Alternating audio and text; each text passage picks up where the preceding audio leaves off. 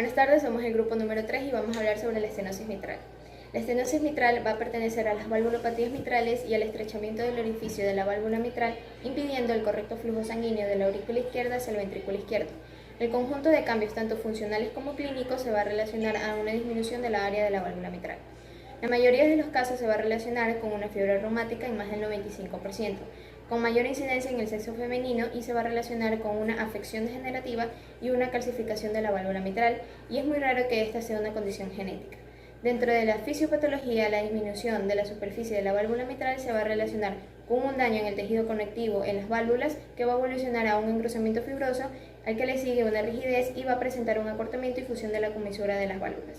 La estenosis se puede clasificar en tres distintas fases. La primera, que es ligera, encontramos un primer ruido y un chasquido que va a representar la apertura mitral. La segunda es una moderada o apretada, en donde encontramos el primer ruido aumentado y el segundo ruido va a ser normal. Ambos van a ser componentes de un ruido de duro-sies. Y se hace presente el chasquido de apertura mitral con arrastre diastólico, tipo diastólico y un reforzamiento presistólico. La tercera va a ser una severa o calcificada, con un primer ruido débil o ausente, pero sin presencia de hipertensión pulmonar, y va a tener un segundo ruido aumentado y habrá un chasquido de apertura mitral que se va a acercar al sonido aórtico o desaparece. También va a tener presente un reforzamiento presistólico. Buenas, mi nombre es Miguel Rivadeneira y a continuación voy a explicar brevemente las técnicas semiológicas que se utilizan para detectar la estenosis mitral. Primero, acorde como ya sabemos, la inspección del paciente es esencial para poder darnos cuenta cuál tipo de maniobra vamos a utilizar, ya que va a depender mucho de la contextura y la anatomía del paciente, precisamente de su tórax. Tenemos que enfocarnos en este caso en el foco mitral. ¿Por qué? Porque este es el que más va a estar íntimamente relacionado con la punta del corazón o el ápex del corazón, que nos va a permitir, de cierta manera, escuchar mejor así la válvula mitral, que en este caso es la que va a estar afecta. ¿Cómo vamos a darnos cuenta de esto? Primero, por la primera maniobra que vamos a iniciar, que va a ser la maniobra de Pachón. ¿En qué consiste la maniobra de Pachón? Primero tenemos que colocar al paciente en decúbito lateral. ¿Por qué? Porque así el corazón va a adoptar una forma de asentarse para el lado izquierdo, ¿no? Porque tenemos que hacer que el paciente se ponga del lado izquierdo. El ápex se va a venir hacia la parte derecha y podemos percibirlo mejor al momento de auscultarlo. ¿Cómo es este procedimiento? Primero tenemos que colocar nuestro estetoscopio en el quinto espacio intercostal, preferiblemente, porque en esta zona es donde mejor se va a escuchar el foco mitral. Quinto o cuarto espacio intercostal, donde vamos a escuchar de mejor manera el choque de punta del corazón. También se puede realizar por medio de la mano. Utilizando la mano simplemente colocamos y percibimos. Es importante esto, ya que muchas veces en la estenosis mitral, ¿qué va a ocurrir? El choque de punta puede desaparecer o incluso puede estar muy exagerado. Cuando es exagerado únicamente se ven en pacientes que tienen el corazón en forma de gota o en pacientes curvilíneos, que son caquéxicos y son muy flacos. La segunda maniobra que vamos a realizar es la maniobra de Dressler. En este caso ya no vamos a hacer uso del estetoscopio, simplemente vamos a hacer uso del talón de la mano.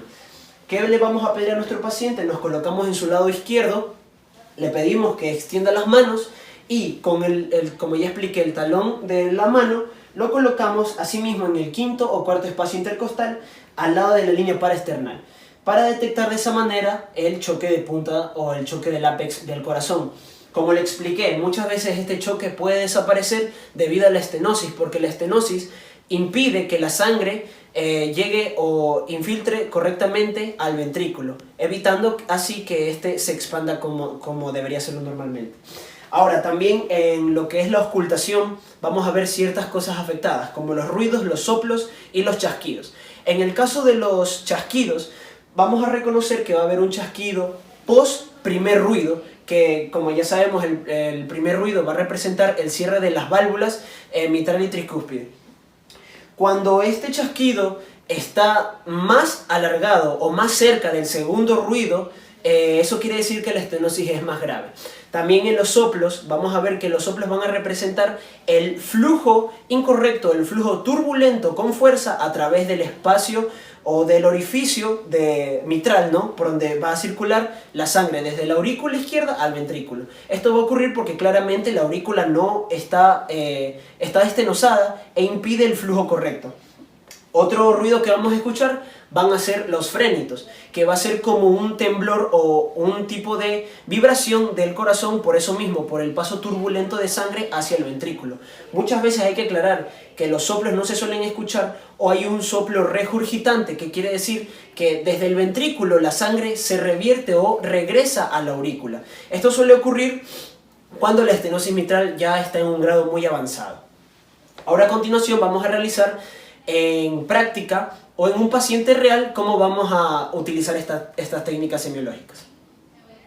Ahora vamos a realizar las maniobras explicadas anteriormente. En este caso, nuestro paciente es un varón de 20 años con contextura media en su anatomía de tórax. Este presenta una anatomía mediolínea y su estatura es de 1,75 m. Como ya se mencionó antes, el primer paso para detectar la estenosis mitral es el proceso de la auscultación cardíaca. Para ello, nosotros vamos a realizarlos en orden semiológico, empezando por el que va a ser de referencia y el más importante, que es el foco mitral o apexial. Este en el quinto espacio intercostal, línea medio clavicular izquierda. Luego nos vamos al foco tricuspidio, ubicado en el apéndice sifoide o borde paraesternal izquierdo. Luego vamos al foco aórtico accesorio o de ERP, que se encuentra debajo del foco pulmonar, y este nos permite escuchar fenómenos acústicos valvulares aórticos. Luego pasamos al foco pulmonar en el segundo espacio intercostal y finalmente al foco aórtico, segundo espacio intercostal, línea paraesternal derecha. Después de la auscultación principal vamos a realizar la primera maniobra, la cual es la maniobra de Pachón. Aquí colocamos al paciente en decúbito lateral izquierdo y con la mano preferentemente vamos a palpar en el quinto o en el cuarto espacio intercostal el choque de punta de corazón, el cual, si hay estenosis, como ya lo mencionó mi compañero anteriormente, puede desaparecer. Aquí también se puede detectar las vibraciones por parte del corazón, que suele darse cuando hay un paso de sangre turbulenta desde la aurícula al ventrículo.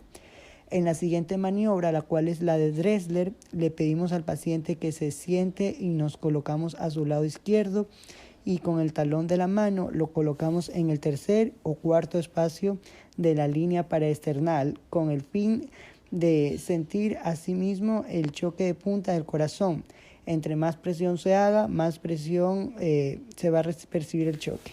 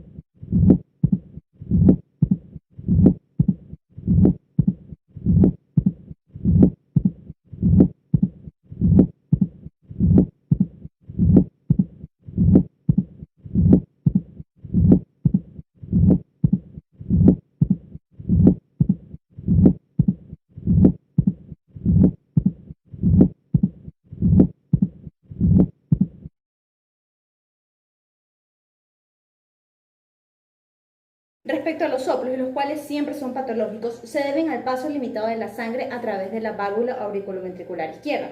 Suele representar el llenado ventricular que se da al final de la diástole. Hay que mencionar que cuando la estenosis mitral es leve, se ve acompañado de un chasquido alejado en un intervalo de 0,13 segundos a 0,15 segundos del segundo ruido cardíaco. En ciertos casos, como la estenosis calcificante, los soplos no se suelen llegar a percibir porque son muy sutiles. Cuando se trata de este tipo de soplos causada por la estenosis mitral, se llama estenosis mitral áfona. Los frémitos son subsecuentes a cada ruido. Estas son vibraciones causadas por el paso turbulento de la sangre a través de la válvula estenosada. Entre los exámenes complementarios tenemos al ecocardiograma. Este ayudará a clasificar la severidad de la lesión de la válvula, que toma en cuenta el gradiente transmittal y la superficie valvular. También tenemos el electrocardiograma. Este va a presentar una P mitral en plano frontal, que se relaciona con una onda P bifásica en posición B1 y B2, como resultado del aumento de las presiones pulmonares por la sobrecarga ventricular derecha con relación a la hipertrofia. Por último tenemos la radiografía de tórax. En esta se observa la presencia de un doble arco en dirección al borde derecho paracardíaco, como resultado de un agrandamiento de la aurícula izquierda. El diagnóstico se hace por medio del examen físico, pero se puede hacer muy difícil por la predominancia de otros ruidos que se encuentran en la caja torácica. Muchas gracias.